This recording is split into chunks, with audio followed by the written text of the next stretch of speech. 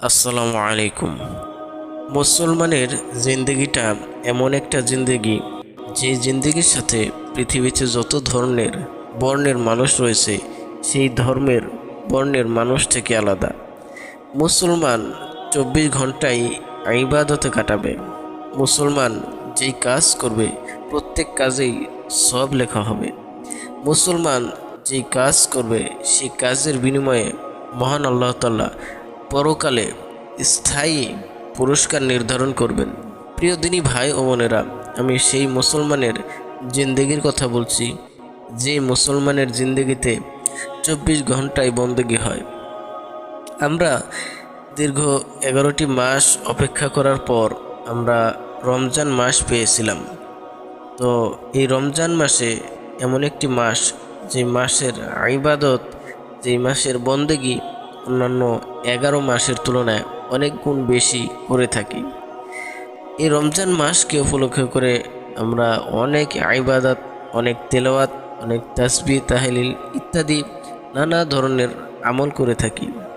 যেহেতু এই 11টি মাসের মধ্যে এই রমজান মাস হচ্ছে শ্রেষ্ঠ মাস, আর এই রমজান মাসের ইবাদতের গুণাগুণ, ইবাদতের পাওয়ার শক্তি অনেক গুণ বেড়ে যায়।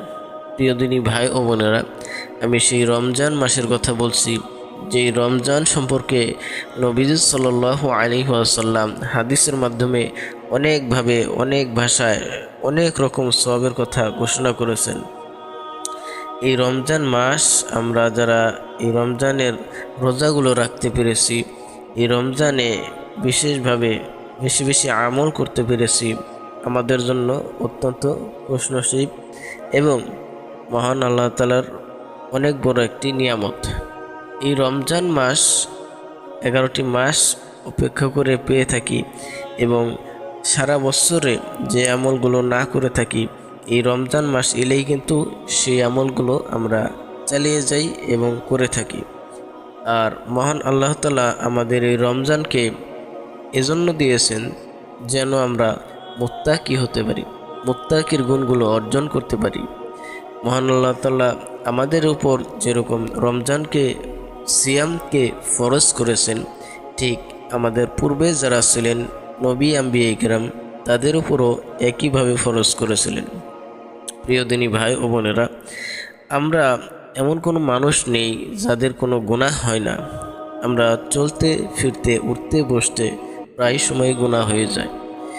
আমরা সারা বছর গুনার মধ্যে লিপ্ত থাকি। এমন কেউ নেই যে সারা বছরে একটি গুনাহ করে না। প্রিয়দিনী ভাই বোনেরা, আজকে আপনাদেরকে আমি এমন একটি আমলের কথা বলবো, যে আমলটি স্বয়ং নবীজি সাল্লাল্লাহু আলাইহি ওয়াসাল্লাম আমাদেরকে হাদিসের মাধ্যমে ঘোষণা দিয়েছেন। কোনো ব্যক্তি যদি এই আমলটি করতে পারে তাহলে সারা বছর সে রোজা রাখার সওয়াব পাবে। আমরা এমন কেউ নেই যে সারা বছর গুনাহ থেকে বিরত থাকতে পারবো, অথচ এমন একটি চমৎকার আমল আল্লাহ তাআলা আমাদেরকে উপহার দিয়েছেন, যে আমলটি যদি আমরা করতে পারি, স্বয়ং নবী সাল্লাল্লাহু আলাইহি ওয়াসাল্লাম ঘোষণা দিয়েছেন ওই ব্যক্তির জন্য সারা বছর সওয়াব লেখা হয় এবং রোজার সওয়াবগুলো পেতে থাকে। তো আজকে আপনাদেরকে আমি সেই হাদিসটি বলবো, যেই হাদিসে নবী সাল্লাল্লাহু আলাইহি ওয়াসাল্লাম এই শাওয়াল মাসের একটি আমলের কথা বলেছেন। প্রিয় দিনী ভাই বোনেরা, রমজান মাসের পরে, রমজানের রোজা রাখার পর কোনো ব্যক্তি যদি এই শাওয়াল মাসের এই আমলটি, যে আমলটির কথা নবী সাল্লাল্লাহু আলাইহি ওয়াসাল্লাম হাদিসের মধ্যে বলেছেন, এই আমলটি করতে পারে, তাহলে সে এরকম সারা বছর এরকম বাকি 11টা মাসে সওয়াব পেয়ে যাবে। তো আমি যে হাদিসটি বলবো, সেই হাদিসটি সহিহ মুসলিম শরীফের 2629 নম্বর হাদিস।